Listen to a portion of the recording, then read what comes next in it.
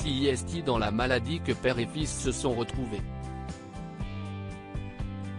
En juin 2017, Bernard Tapie apprenait qu'il était atteint d'un cancer de l'estomac et de l'œsophage. Pendant 4 ans, jusqu'à sa mort en avril 2021, l'homme d'affaires s'est démené pour survivre à cette maladie. Et dans son combat, il a pu compter sur le soutien indéfectible de sa femme Dominique mais aussi de ses enfants. Si est-il à ce moment-là que Bernard Tapie a réellement noué des liens avec son fils aîné, Stéphane. J'ai plus connu Tapie que mon père. Sauf sur les 4 derniers mois pendant lesquels je ne l'ai pas quitté, nous raconte Stéphane Tapie dans une interview à retrouver en intégralité dans votre magazine Closer, en kiosque ce vendredi 20 janvier, à l'occasion de la sortie de son livre Comment te dire adieu, édition Michel Lafon. Et de renchérir, tout au long de son combat contre le cancer, il m'a bouleversé par son authenticité, son honnêteté et sa sincérité.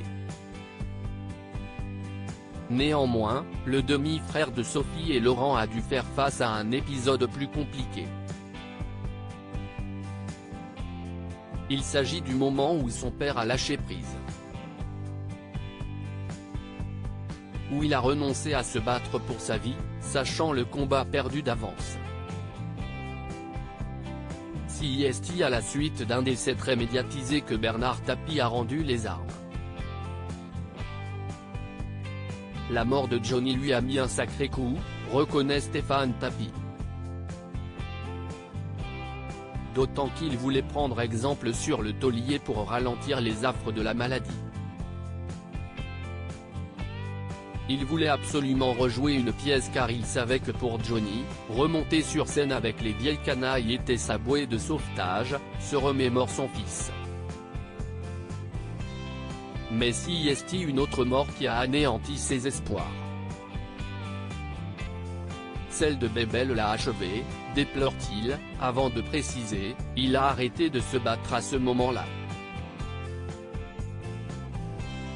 Pourquoi Stéphane Tapie s'interdit de baisser les bras? Stéphane Tapie tente de se consoler en se disant que, là-haut, son père a retrouvé sa vigueur et sa gouaille légendaire. Peut-être que mon père a des passe-droits et qu'il va organiser quelque chose de dingue, à son image. En tout cas, il doit foutre la bonne ambiance là-haut, imagine-t-il.